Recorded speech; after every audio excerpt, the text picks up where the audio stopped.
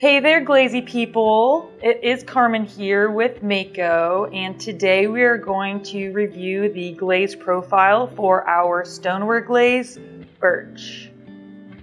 Birch is a creamy off-white colored glaze that breaks well over texture. It has a glossy finish and is stable in performance but can add mobility if it's applied heavily or in certain combinations.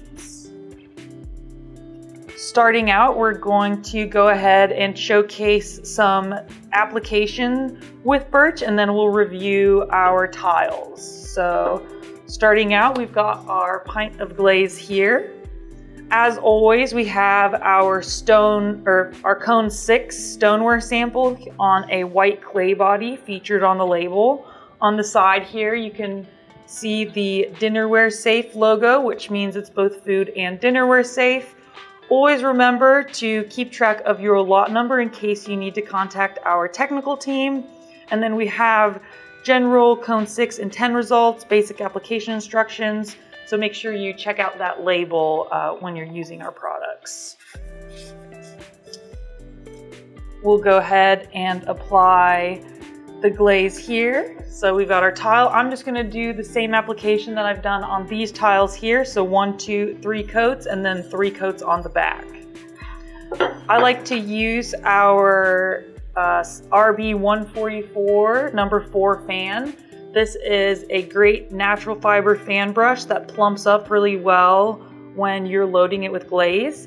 If you tend to be light-handed or covering up a large surface, we would recommend to use our RB140 number 8 soft fan. This one is a little bit larger than the number 4 fan, will plump up a little bit easier, so it's great if you naturally tend to have a light hand. It'll give you a little bit of help, in addition to the fact that it helps just cover larger surfaces since it's holding more glaze. Since we're just doing a tile today, I'm just going to go ahead and use our number 4 fan. I like to give the glaze a good stir with my brush, and that really helps plump up the brush to make sure I'm applying enough glaze here. So I'll go ahead and put my first coat on, working it into that texture, making sure it's going on nice and smooth. I don't want my brush dragging or anything. Then the first coat on the back here, again, a nice plump brush. Perfect, so we've got 1 coat applied on here. It's taken a little bit to dry still, that's perfect. That's how you know you have a nice thick application. So starting out, let's check out what a typical cone 6 firing with Birch looks like. Here we have applied 1, 2, and 3 coats. As you can see, this creamy white color builds up as more coats are added. With a thinner application, you'll kind of get a darker colored breaking. It can be kind of this like light brown sort of color, but it will break really well over texture. And then on the back here, we have just 3 coats on the whole thing, so you can see a nice creamy white finish with a gloss finish here. And we'll see how that compares to our cone 5 firing. So if you check out the same application with a cone 5 firing, it doesn't look that different, honestly. The color seems to look a little bit lighter, I think, but you still get that nice gloss finish and some beautiful breaking over texture. So it's not too different between cone 6 and cone 5. Again, here the differences are really subtle, but they definitely are there. Luckily, you still get a nice finish with either temperature. All right, and it looks like we're ready for our second coat. This is nice and dry to the touch. There's a little bit of gloss in the texture, but that's all right because we know the glaze is thicker there. Go ahead and get our second coat on. Really lay that glaze on there. And then our second coat on the back. So that's 2 coats.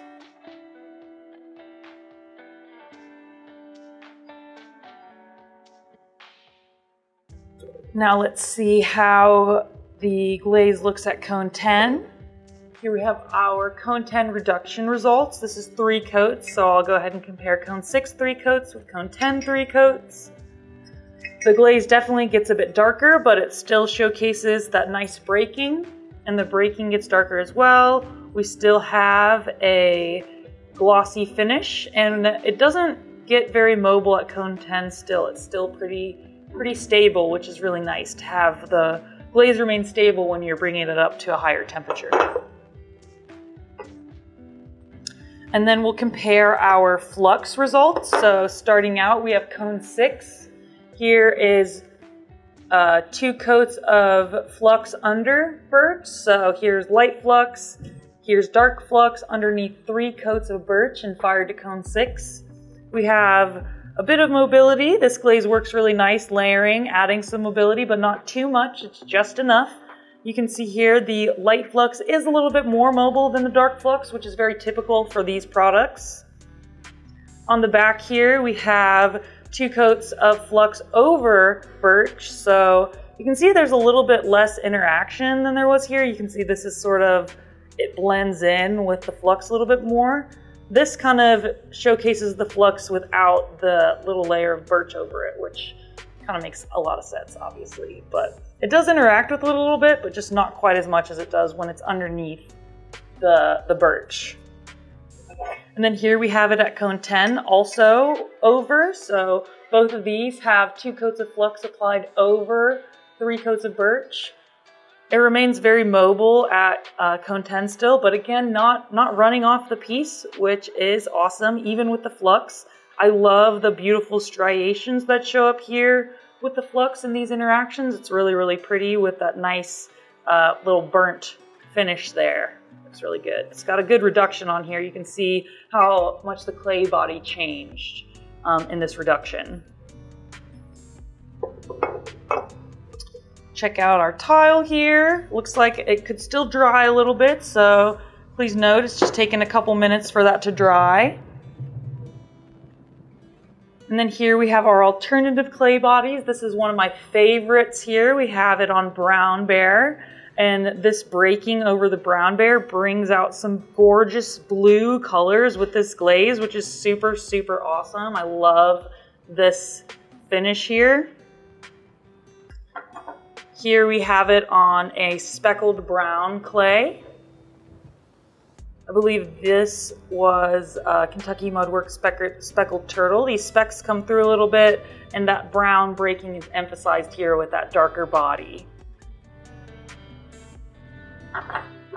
And then here we have it on a speckled white clay. Still get the beautiful breaking and some nice striations from those speckles coming through. So this glaze plays really nice with different clay bodies. I have had it have some surface issues on different dark brown clays, so make sure to do some testing. But typically, if you do run into any issues, we recommend to do a hold or a drop hold, and that tends to alleviate pinholing or general surface issues that come up when you're using different clays. So we'll just let this keep drying. We'll go over our combos, and then we'll do our final coat here. Here is birch in combination with some other glazes.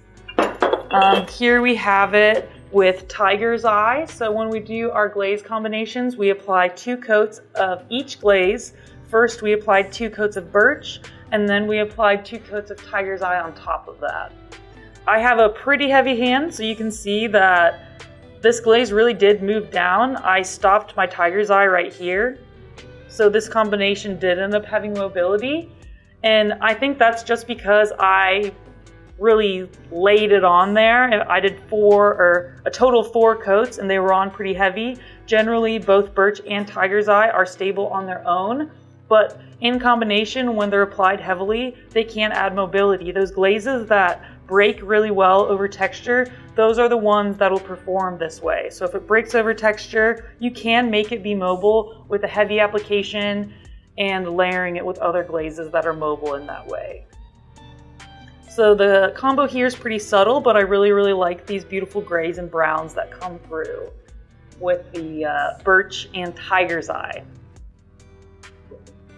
And then here we have birch and muddy waters. So first 2 coats of birch, second 2 coats of muddy waters. This muddy waters was pretty heavy.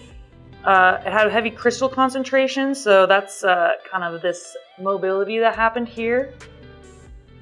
Again, I only applied it to here, so we did have a lot of mobility.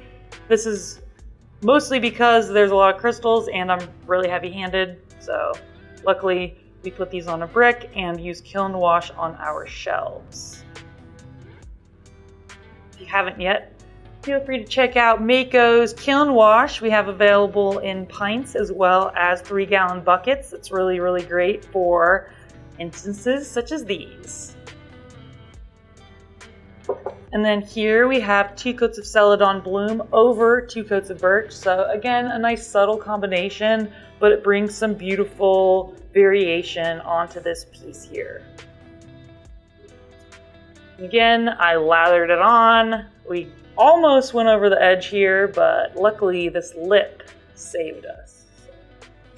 Good design on that cup. All right, and then finally we'll do our last coat to showcase this application on a tile. Making sure my brush is nice and plumped up. And then on the back here,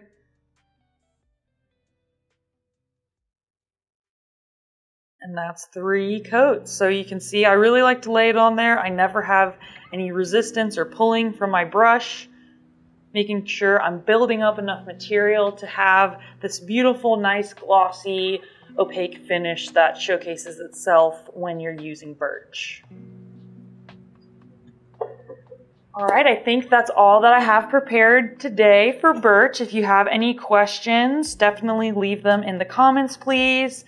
And if you haven't yet and you liked these combos with birch, definitely check out the Glaze combo gallery on our website. It is totally searchable by glaze, by firing temperature, so it's a really, really useful resource to have. Thanks again for your time today, guys, and as always, make it Mayco.